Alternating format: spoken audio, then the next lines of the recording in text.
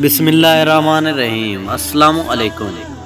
Video की जानिब बढ़ने से पहले जिन भाइयों ने हमारे चैनल को सब्सक्राइब नहीं किया सब्सक्राइब कर दें और साथ ही दिए हुए बेल के आइकन को प्रेस कर दें ताकि हर आने वाली नई वीडियो सबसे पहले आप तक पहुंच सके। किसी मुल्क में एक शहजादा था जिसका नाम फेरोज था। उसकी दो बीवियां थीं, एक का नाम सुनहरी और दूसरी का नाम चंदा था। सुनहरी के बाल लंबे और सुनहरी रंग के थे जिसकी वजह से इसका नाम सुनहरी था और वह बहुत ही खूबसूरत थी।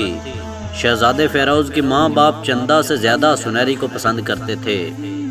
इनकी सुनहरी को पसंद करने की वजह यह थी कि वो अक्लमंद और इखलाक में भी अच्छी और सबका ख्याल रखने वाली लड़की थी। और फेरोज के वालिदैन का ये कहना था कि इनके बाद फेरोज और सुनहरी बादशाह और मलका बनेंगे, लेकिन चंदा ये हरगज़ नहीं चाहती थी कि सुनहरी मलका बने और वो एक बद इखलाक खुद गर्ज मतलब परस्त और चालाक थी, इसीलिए कोई इसे पसंद नहीं करता था। यहाँ तक कि इनकी राया चंदा से ज़्यादा सुनहरी को पसंद करती। चंदा सुनहरी से बहुत नफरत और हसद करती थी और इसी हसद और नफरत की आग ने इसे पागल कर दिया था। एक दिन इसके दिमाग में एक आइडिया आया और वो अपनी दोस्त जादूगरनी के पास गई और उसे ख़त्म करने का कहने लगी, सुनो मेरी प्यारी दोस्त जादूगरनी, मुझे सुनहरी बादशाह और मलका को ख़त्म करना है, क्या तुम मेरी इसमें मदद करोगी? चंदा ने पूछा। हाँ मैं ज़रूर तुम्हारी मदद करूँगी, ये बताओ पहले किसे मारना है? बादशाह और मलका को चंदा ने कहा, क्योंकि वो बादशाह और मलका को इसलिए ख़त्म करना चाहती थी, वो हमेशा सुनहरी के ही गुण गाते रहते थे जिससे वो बेहद तंग थी।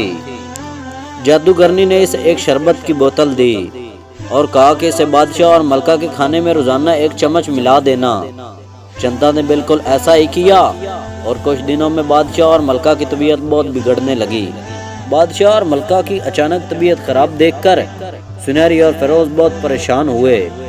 उन्होंने बादशाह और मलका का बहुत इलाज करवाया मगर किसी को इनकी बीमारी समझ न आई। ये सब कुछ सुनहरी को बहुत अजीब लगा। बादशाह और मलका की अचानक तबीयत खराब होना और चंदा का इन दिनों बादशाह और मलका की खिदमत करना, इन सब बातों पर गौर करने के बाद इस नतीजा पर पहुंची कि ये सब चंदा की साजिश है।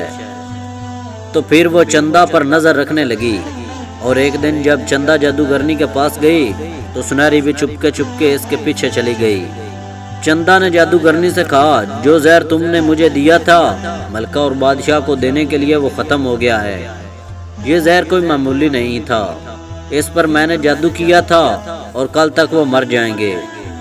जादूगरनी ने कहा। सुनहरी फौरन महल की तरफ रवाना हुई और दिल में सोचती रही कि मुझे बादशाह और मलका को बचाना होगा।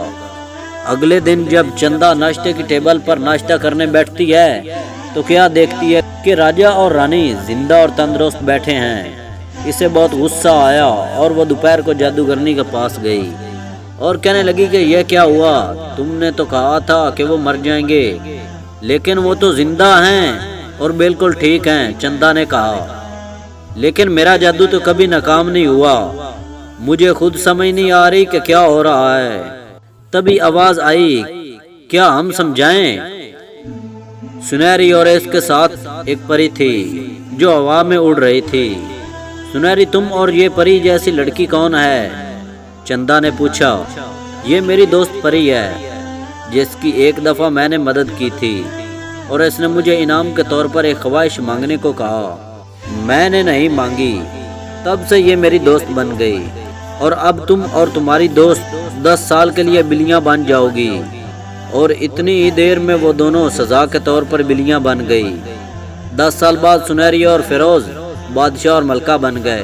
अब चंदा को इसके किए की सजा मिल चुकी थी। अब वो हर एक को हसद और नफरत करने से मना करती थी और लोग अब खुशी खुशी रहते थे। वीडियो अच्छी लगी हो तो वीडियो को लाइक करें और नीचे कमेंट सेक्शन में अपने ख्यालात का इजहार करें। वीडियो वॉच करने के लिए शुक्रिया और मिलते हैं अगली वीडियो में, तब तक के लिए अल्लाह।